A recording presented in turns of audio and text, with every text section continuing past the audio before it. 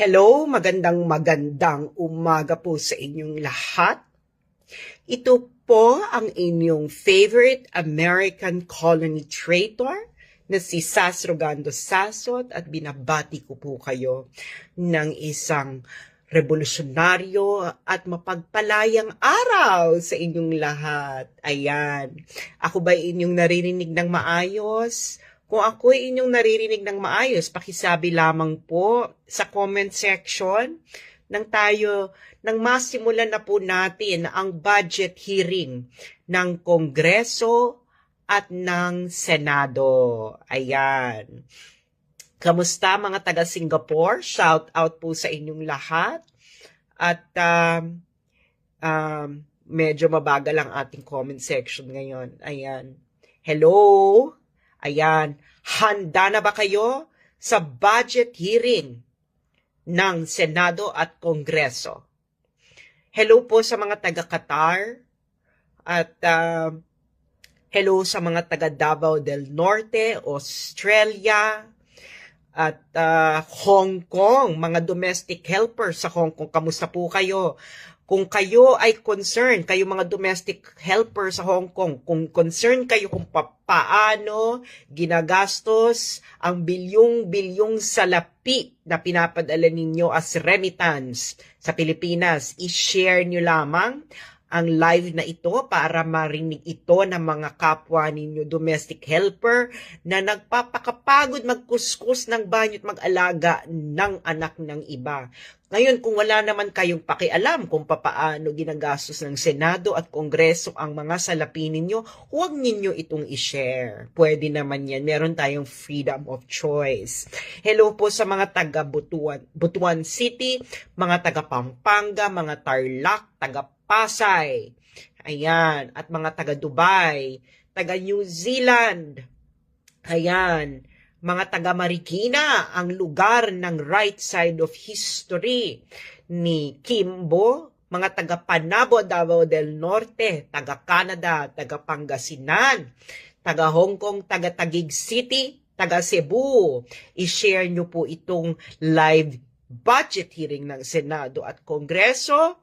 Kung kayo ay may pakialam kung paano ginagastos ng 24 senators at 316 congressman ang mga salapi na pinaghirapan ninyo. Hello sa mga taga Bulacan, taga Edmonton, taga Tacloban, taga Nueva Ecija, taga Bahrain, mga taga Davao, taga Cebu, taga Iligan City. Ayan, taga Davao City, mga taga Canada, mga taga Lipa City, mga taga Cebu, i-share lang ito. Kung gusto ninyo pong malaman ng mga kababayan ninyo, ng mga fellow OFWs, kahit na mga militar at mga pulis, kung anong kabalustagan ang ginawa ng Senado at Kongreso sa ating bayan. Kung hindi kayo maririmarim sa aking i-reveal ngayong araw na ito, ay siguro ay deserve natin ang legalized corruption sa ating bansa. Hello sa mga taga Quezon City, taga Pasig City, taga Iloilo. Ayan, taga San Francisco. Magpapasensyahan tayo kahit kayo ay kaalyado ni Duterte, wala akong pakialam. Taga Binangonan, Rizal, mga taga Tokyo, sino pa ba? Ayan, i-share po ninyo ito nang malaman ng mga tao, ng mga OFWs, ng mga militar, ng mga pulis, ng mga Metro Aid, ng mga magsasaka, ng mga mangingisda, ng mga matatanda, ng mga bata, ng mga estudyante, ng mga trabahador, kung papaano tayo tinatarantado ng Kongreso at Senado. Hello sa mga taga-seafarers. Alam po natin na hirap kayo sa pagtatrabaho sa ibang bansa at dapat ninyong malaman kung papaano tayo tinatarantado ng 24 na senador at 316 na kongresista. Hello sa mga taga Malate, Mga OFW sa Saudi, i-share nyo ito dyan para malaman nila ang sikreto ng Kongreso. Ayan, hello sa mga taga-Israel. Sana po ay kayo ay nasa maayos na kondisyon. Sana maging alerto po kayo sa mga nangyayari diyan at hindi po certain ang ating mga nagaganap. Mga taga Mindanao, mga taga Quezon City, mga taga Samar, lalo ng mga taga Samar, dapat i-share nyo ito kung mayroon kayong pakialam kung paano tayo tinatarantado, sinasalaula ng Kongreso at Senado ang kaperahan na pinaghirapan ninyong pagtrabahuhan. Taga Washington DC, taga Riyadh, Saudi Arabia, mga taga Binondo, kamusta po kayong lahat? Kung kayo ay mga businessman, dapat may pakialam kayo. Dahil ang mga perang ibinibigay ninyo sa gobyerno bilang tax ay pinaghirapan ninyong mabuti. Okay? Again, kahit ikaw ay kaalyado pa ni Duterte, wala akong pakialam. Quezon City, hello. Cavite, hello. Iloilo, hello. Handa na ba tayo sa budget hearing ng Senado at Kongreso? Hello sa mga taga-Canada at taga-Caloocan at taga-Cebu. Nang malaman ninyo na tayo'y matagal nang ginagago ng institusyon ng Kongreso at Senado.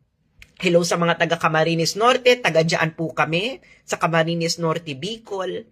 Ayan, parehong parents ko po. Hello sa mga taga-Legazpi, Albay, taga-Malabon. Handa na ba? Kung handa na, magpaulan kayo ng maraming hearts. Ayan.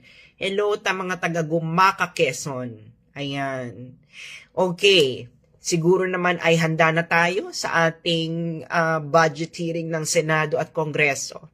Okay, hello sa mga taga-Hong Kong, sa ating mga magigiting na OFWs dyan sa Hong Kong. Alam ko ang hirap ninyo at ako ay parating nasa Hong Kong dati at ako'y nag-aral dyan.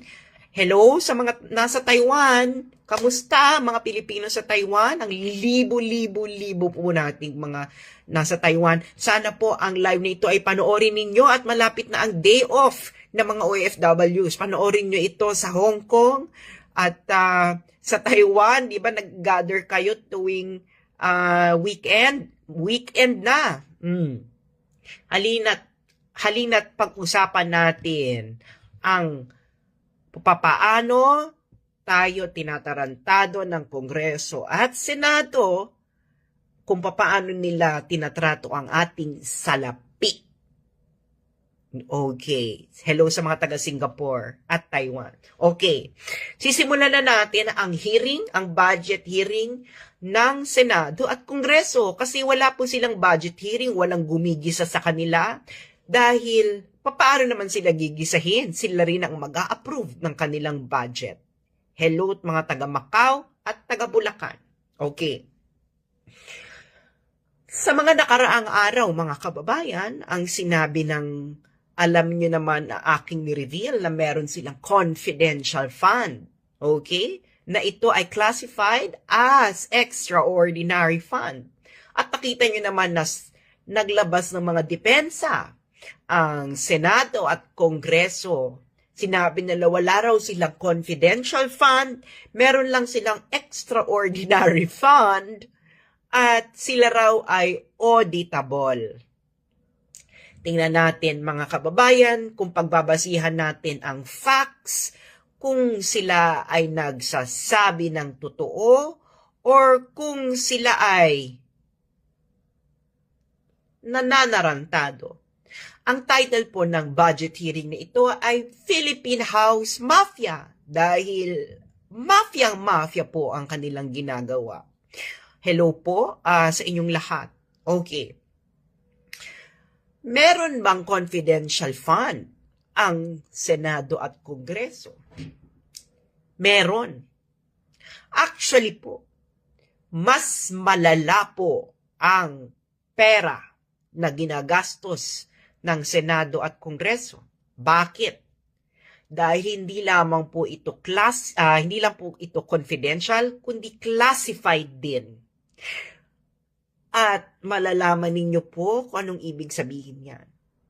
Ang depensa po nila ay wala silang confidential fund. Dahil wala namang nakalagay sa kanilang budget na confidential ang title. Ito po ang itatanong ko sa inyo mga kababayan.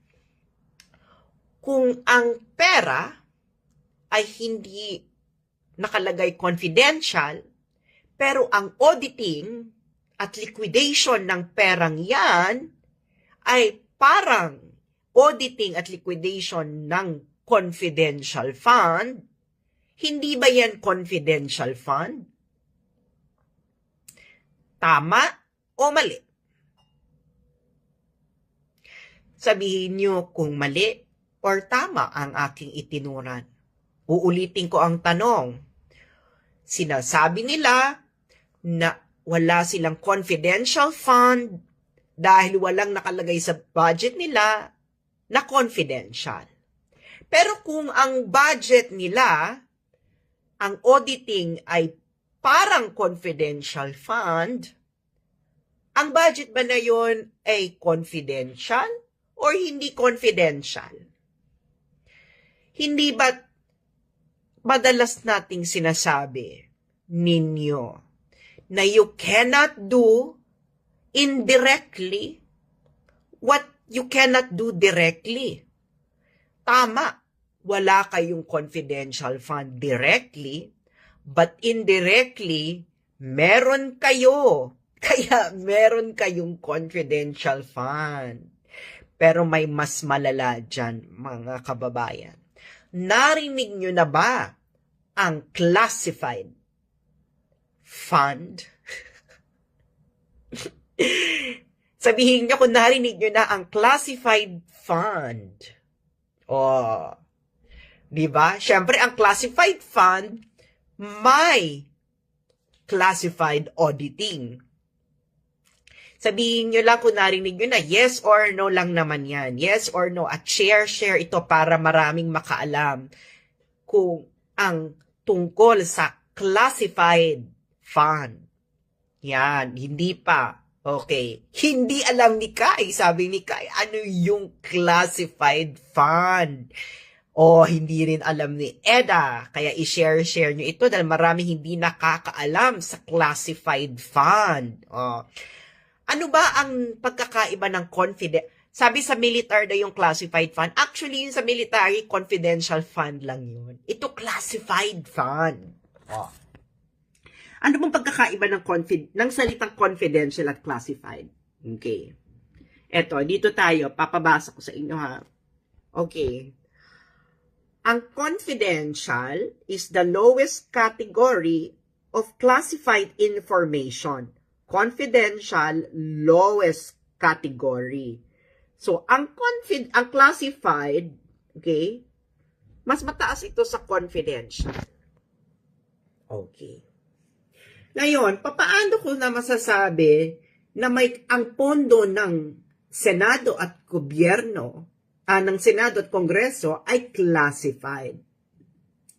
Mga kababayan, narinig niyo na ba ang Concurrent Resolution number 10?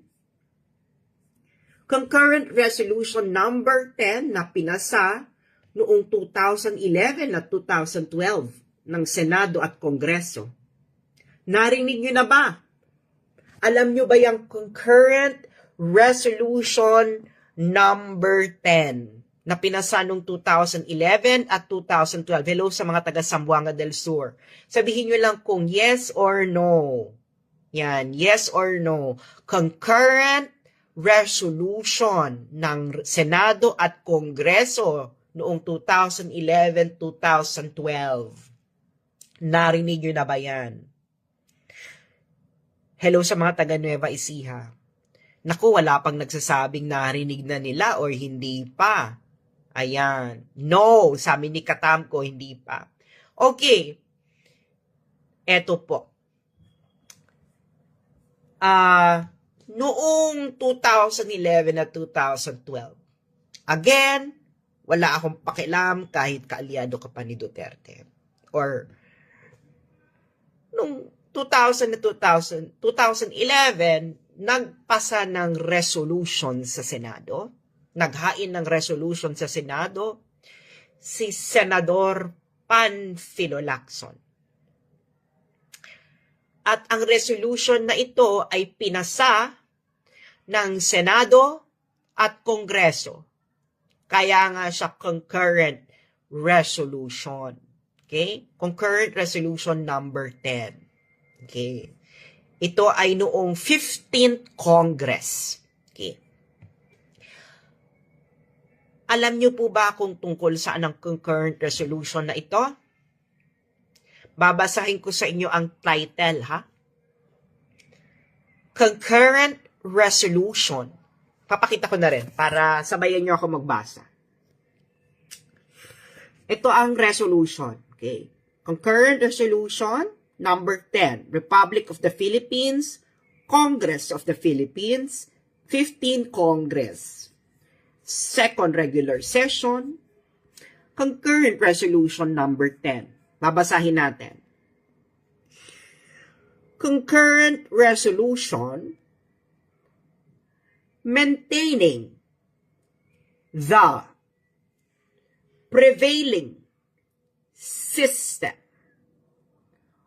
of accounting and liquidation of the respective budgetary allocations of each member of the Senate.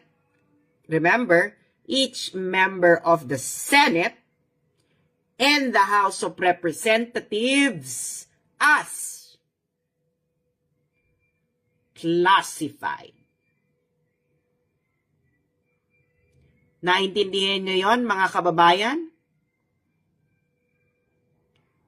Ulitin na, tatagalugin natin. Okay?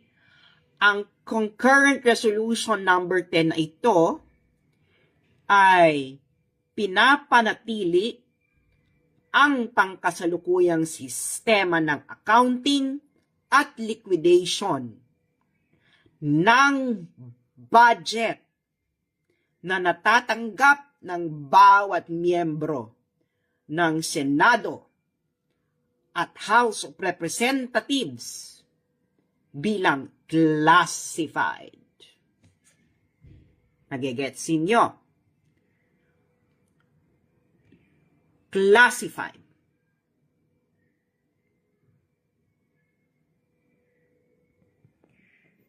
Sabi ni Tangya, may batas pala pero di nila ginawa. Anong pinagsasabi mo? Naintindihan mo ba?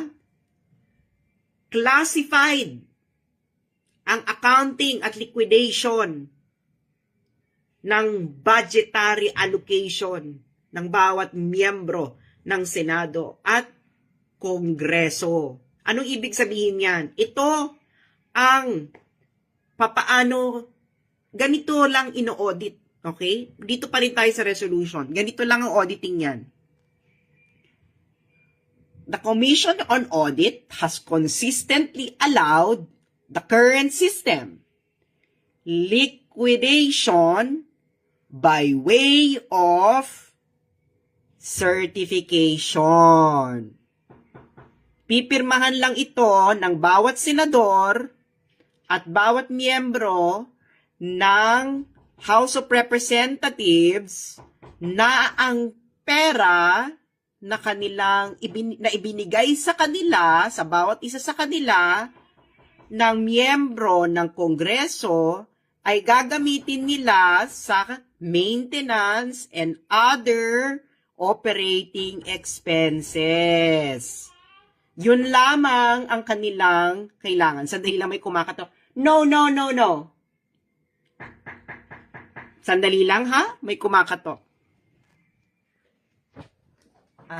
Kinakatok ako ng housekeeping. Ay, salamat. Kinakatok ako ng housekeeping. Ano bang meron dito?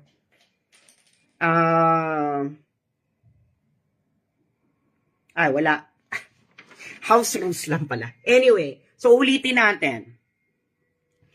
liquidation by way of certification. MOOE. Tatandaan nyo yung MOOE.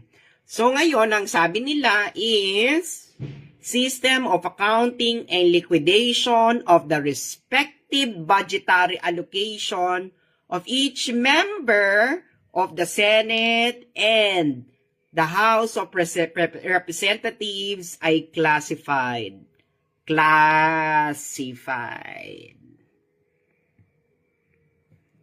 So ngayon, may pirma si Belmonte, si Enrile, 'di ba?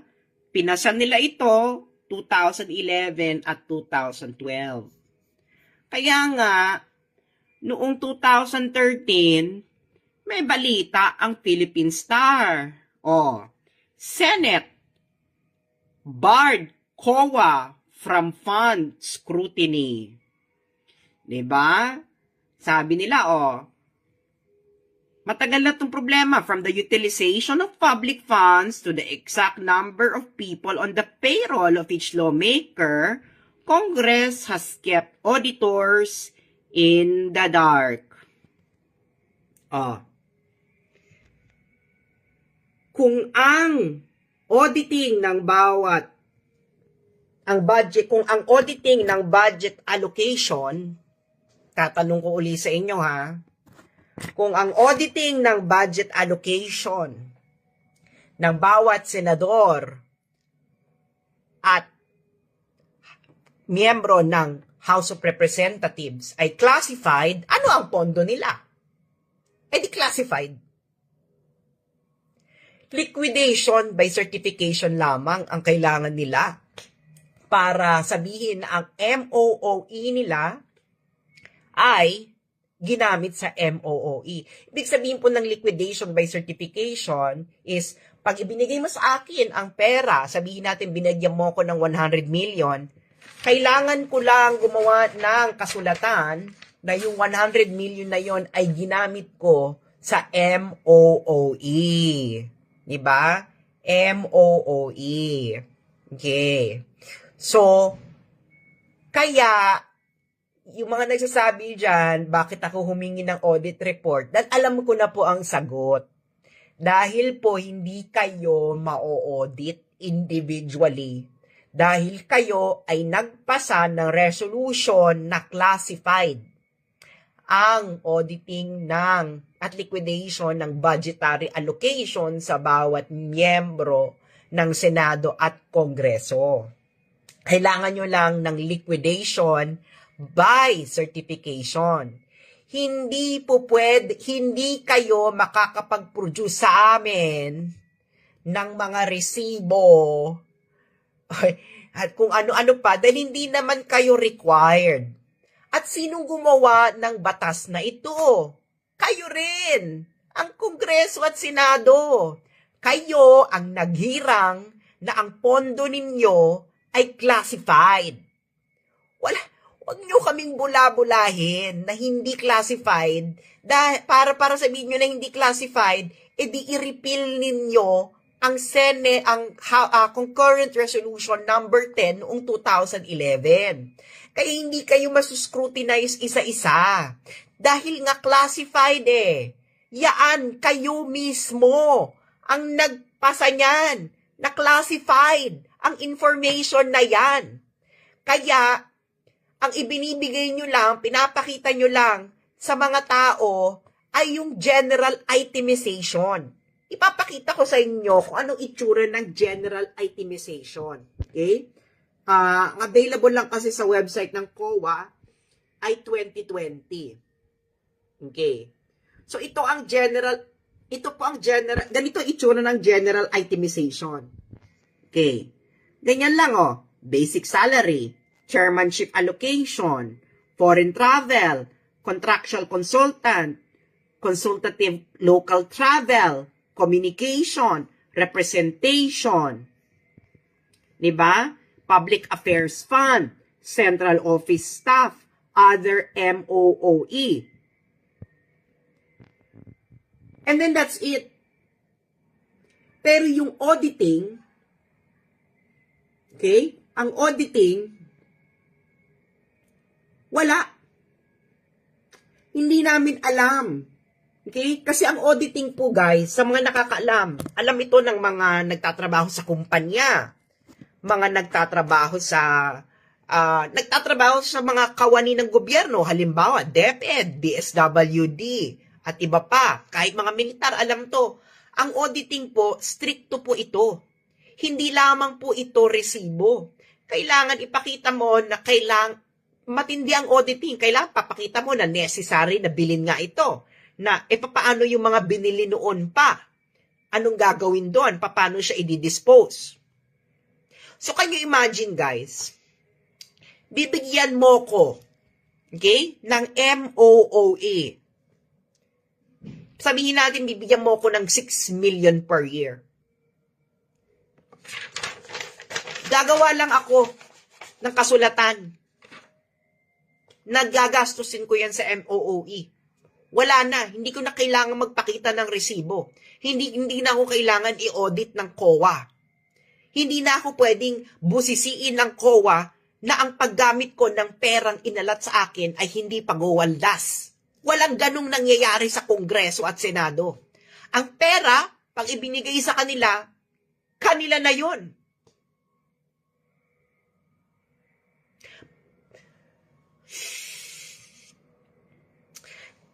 Ganito yan guys ha. Halimbawa, bibigyan mo ko ng MOOE sa isang normal na government agency.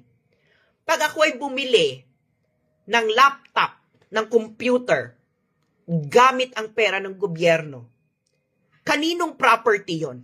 Yung laptop at computer na yon? Sa gobyerno o akin?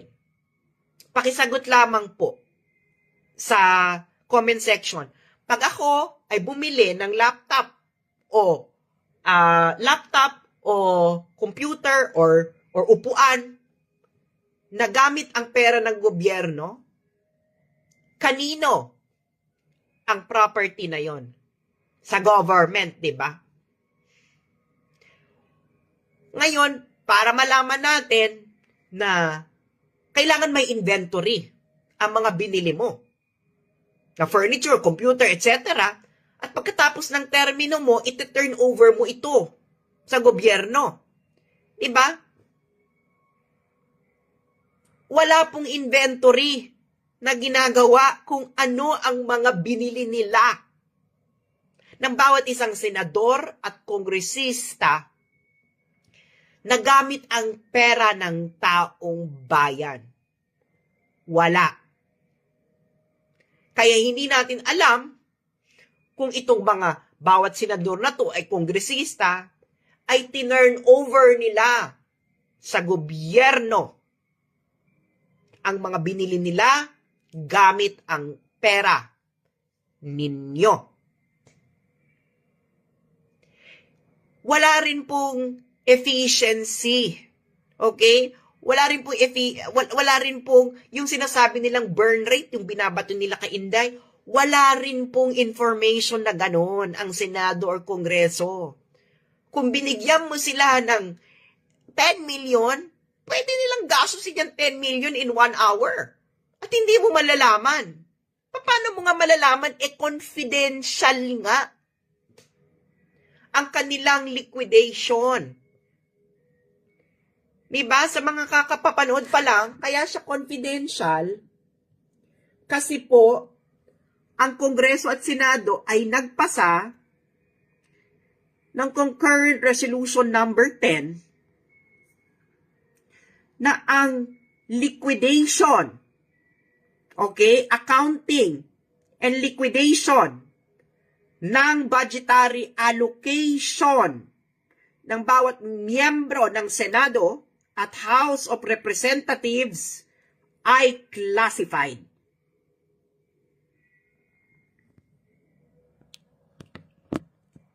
Sige nga, paliwanag nyo nga sa amin yan.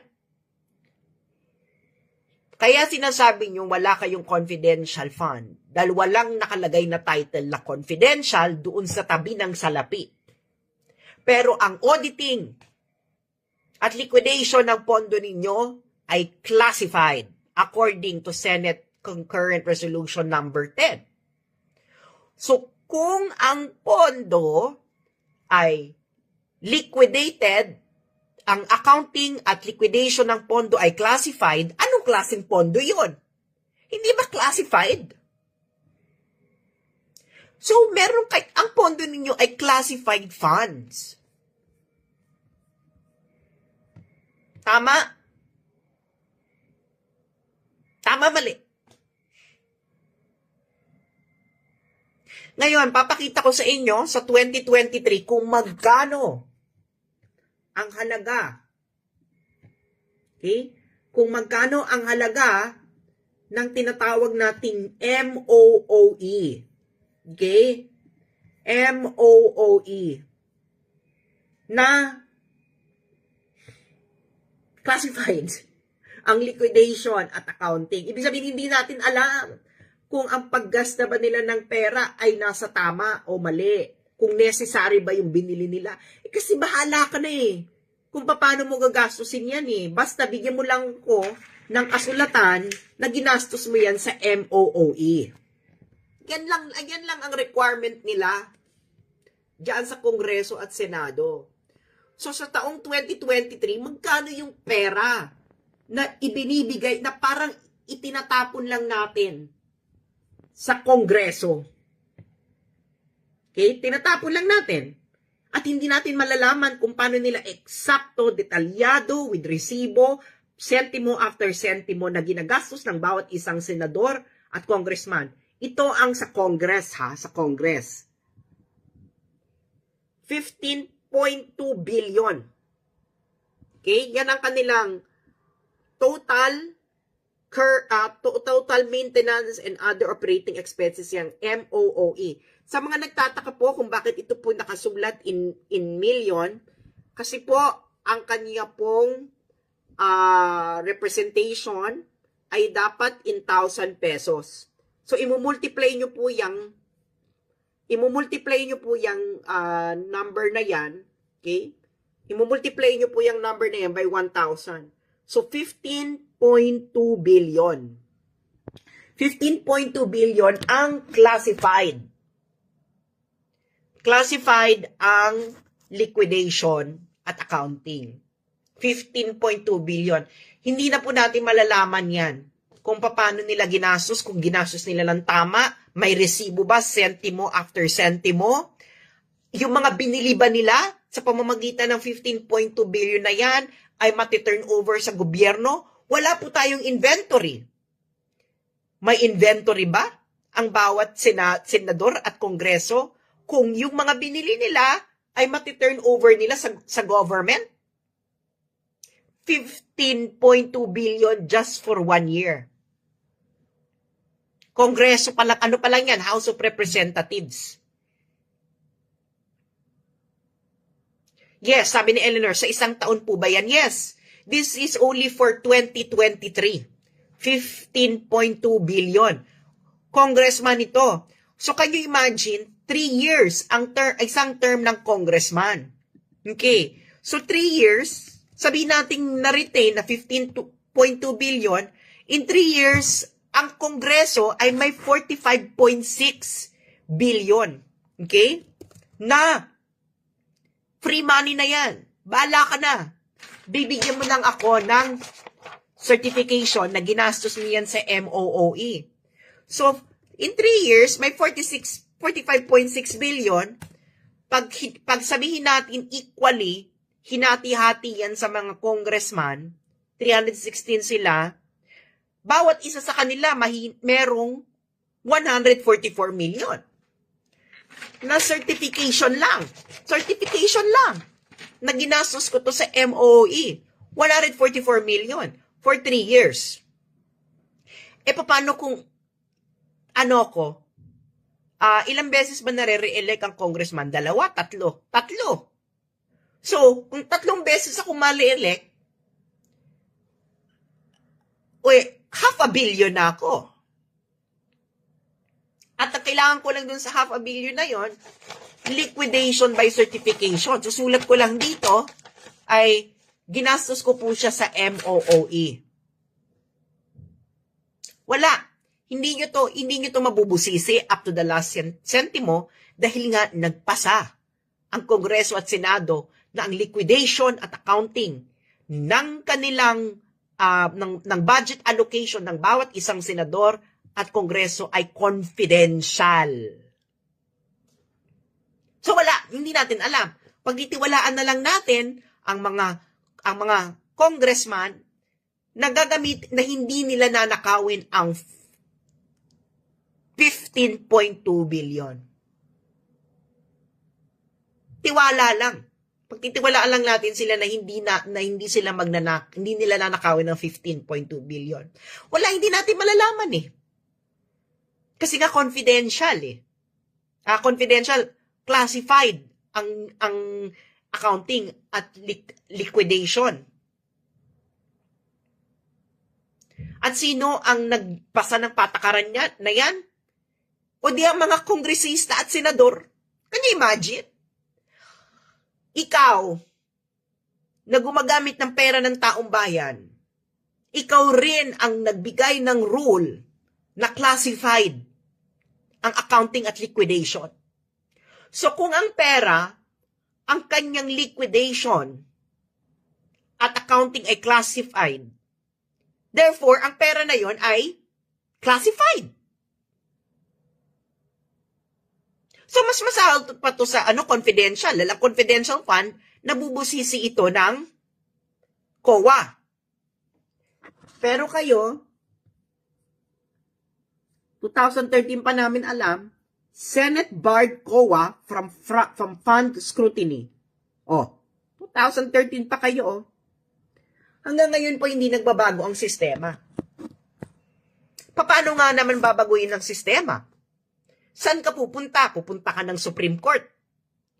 Sino ba ang nag-a-approve din ng budget ng Supreme Court? Hindi ba? Mafia. This is the Philippine House of Mafia. Punta ngayon tayo sa Senado. Okay?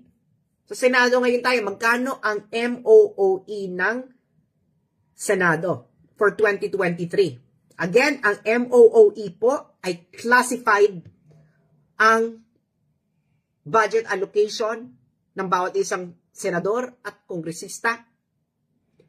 Pati rin po ang liquidation at accounting nito ay classified. Therefore, this is a classified fund. Okay.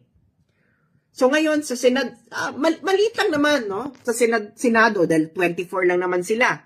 3.4 billion. Okay? Yan ang kanilang MOOE. 3.4 billion. Pero, 3.4 billion yan sa isang taon, ha? Sa isang taon. So, 3.4 billion divided by 24.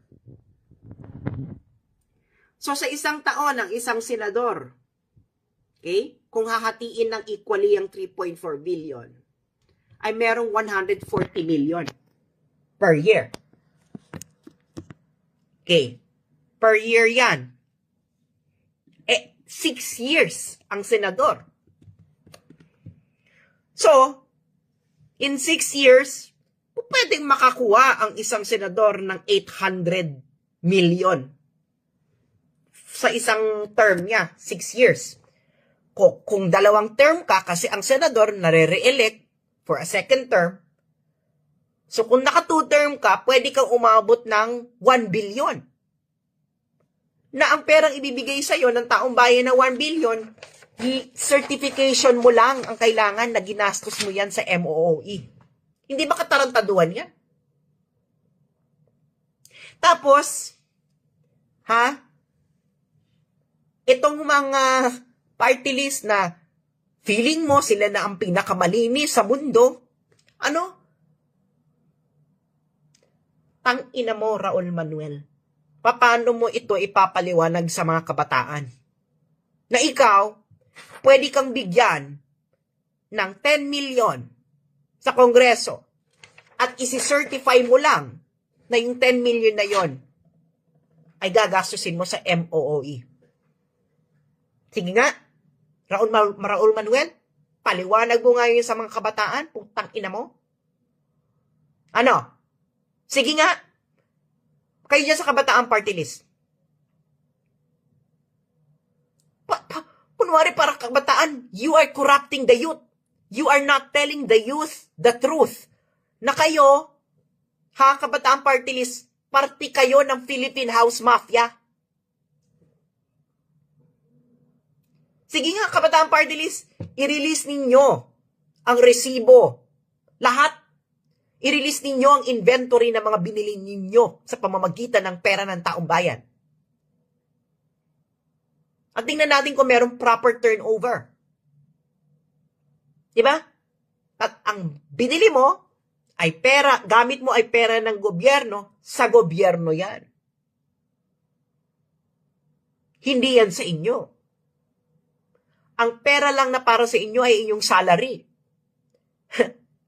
Mas mataas pa ang MOOE nila kaysa sa salary nila. Salary lang ng congressman, 3 million per year.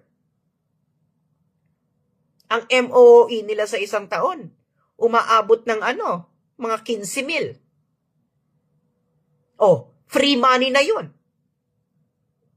Kasi nga, liquidation by certification. At ayon sa resolusyon na pinasa ng Senado at Kongreso noong 2011-2013, classified ang accounting at liquidation. Sige nga, pauupuin nyo dyan ng isang militar, pauupuin nyo dyan ng pulis, pauupuin nyo dyan ng DepEd, pauupuin nyo dyan ng DSWD, pauupuin nyo dyan ng State University, tapos bababoy-baboyin ninyo. Sasabihin ninyo, paano ito ginastos? Sige nga, ipakita nyo kung paano nyo ginastos. Bakit kayo bumili ng ganitong laptop? Ang mahal. Bakit ganito? Bakit ganyan? Putang ina nyo pala dyan sa Kongreso Senado. Kami ba? Alam namin kung yung binili ninyo dyan sa pera ng taong bayan, tama? Meron ba kayong procurement law? Sa Kongreso at Senado? Wala. Pag binigyan kayo ng 10 million, for example, certification lang. Ninyo ang kailangan. Tapos bahala na kayo. So kahit bumili pa kayo ng laptop worth 500 million, walang pakialam ng taong bayan dahil hindi namin alam. Tapos bababoy-baboyin nyo yung mga militar. Saan yung ginastos yung confidential funding nyo? Kailangan alamin. Kailangan didetalye. Tang-ina nyo pala kayo nagpasa kayo ng batas na ang liquidation at accounting ng pera na allocated sa bawat isang senador at congressman ay classified. So kayo hindi po pwedeng busisiin dahil classified nga according to your concurrent resolution. Pero yung iba, papahiyain nyo dyan. Para saan? Para papogi. Sige nga, paliwanag nyo nga sa amin to. So, in 2023, merong 15 billion for MOOE ang Kongreso. Wala na yan. That's free money. That's basically your money, your taxpayers' money given to each congressman without meticulous auditing. Wala yan. Wala yung auditing na naririnig ninyo. Di ba, pag mga nakaupo sa hearing nila, di ba napaka-meticulous yung auditing, yung mga tipong, binili mo raw yung mas mahal na laptop kaysa dun sa mas mura. Walang ganyan. Walang ganyan sa Kongreso at Senado.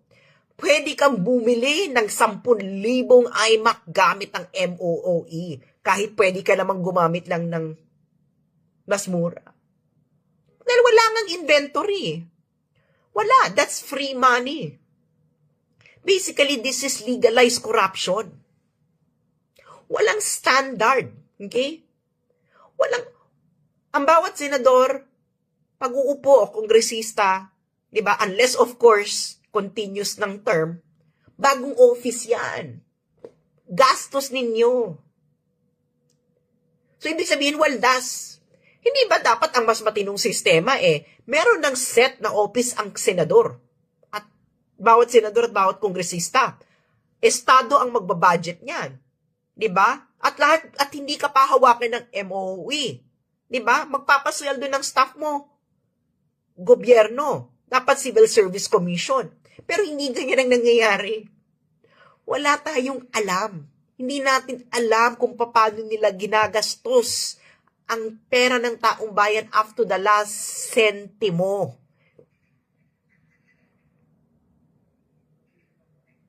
Kaya masarap maging senador o kongresista.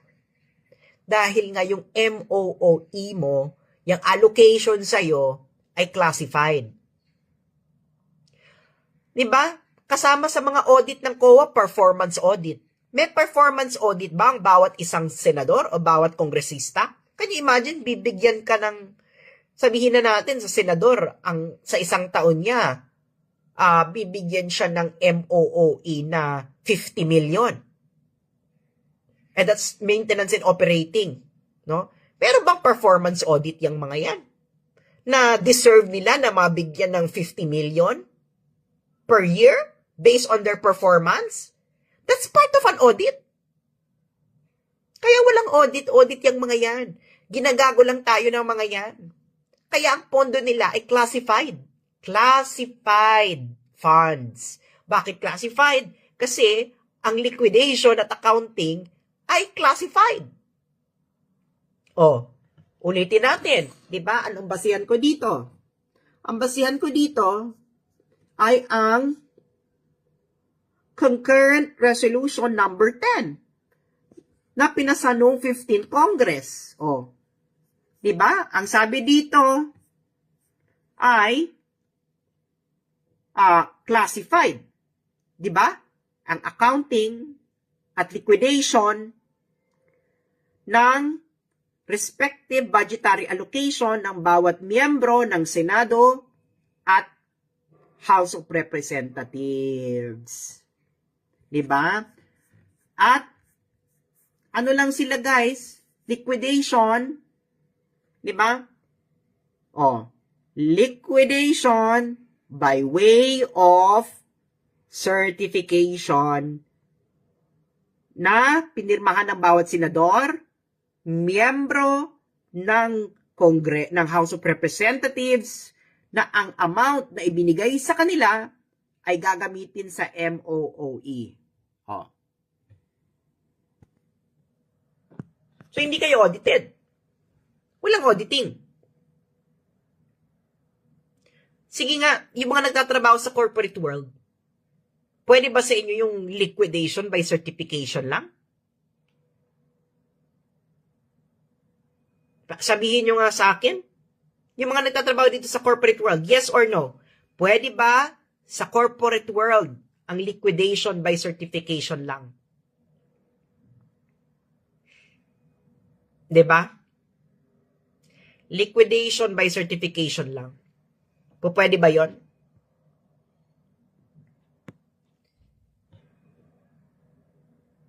Sabi ni Del Rosario, kung wala silang tinatago, ibigay nila ang detailed expenses at corresponding audit nito. Wala nga, hindi nga required eh. Liquidation by certification. Legalized corruption. This is the Philippine House Mafia. Sige nga, Gabriela, ipaliwanag nyo nga yan sa mga mahihirap na pwede pala ang liquidation by certification. Pag binigyan ka ng 10 million, liquidation by certification lang kailangan. Gabriela, ilang years na kayo dyan? Diba? Ilang years ng Gabriela na nakaupo sa Kongreso? So, umaabot na siguro ng kalahating bilyon ang Gabriela, funding ng Gabriela. Diba? Sa tagal nila sa Kongreso. Pati yung bayan muna. Actually, wala nang bayan muna ngayon. Pati bayan. Kaya ngayon, alam niyo na kung bakit hindi matapos-tapos ang problema ng NPA. Kasi yung MOOE ng Makabayan, hindi classified yan. No? Kailangan lang ng liquidation by certification ng Makabayan block na ginamit nila yung MOE. At hindi natin alam kung tama yun kasi nga classified. ang liquidation at certification. So, pwede na itong mga makabayan, pinapadala nila yung pera na pambili ng armas ng NPA. Pwedeng ganon. Huwag niyo akong sabihin nagre-rentag ako, makabayan. Ang source ko ng information ay sa Utrecht. Dahil ako ay tumira sa Netherlands for 12 years. Sige nga, legalized corruption. Ito si Ontiveros. Kapal-kapal lang mukha. Ano raw siya? Malinis. Hindi siya magnanakaw. Ulol. Paano namin malalaman na hindi ka nagnakaw at hindi ka nagwaldas ng salapi ng bayan? Kung meron kayong batas, resolusyon na pinasa ng Senado at Kongreso na classified ang accounting at liquidation ng millions of pesos na tinatanggap ninyo every year. Sige nga. 'Di ba? So, mas masahol ang pondo ninyo. Classified. Ngayon, kung para talaga kayo sa pagbabago, dapat ninyong i-repeal. Okay? Dahil, sagutin nga to ng mga law schools. Is this constitutional?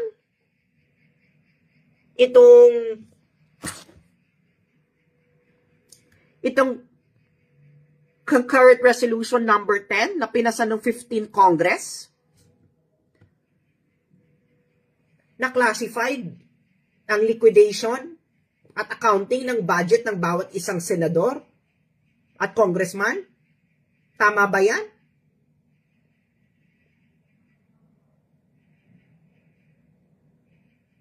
So, merong 24 na opisyal at 24 na senador at 316 na congressman na ginagamit ang taong bayan pero classified ang paggamit nila up to the last centimo. Tama ba yan?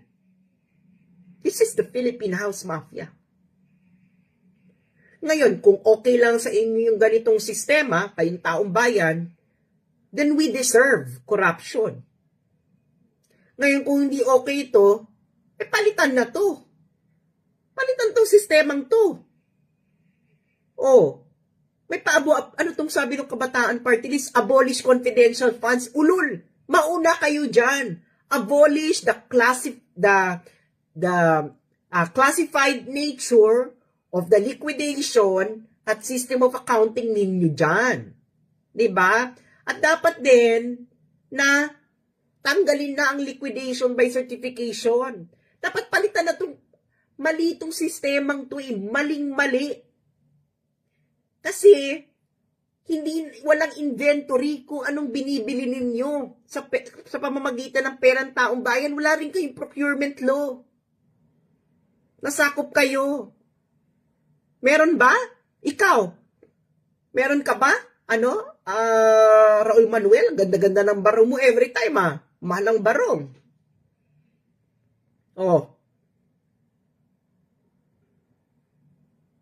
Tangina. Classified funds. Classified siya dahil ang accounting ay liquidation ay classified.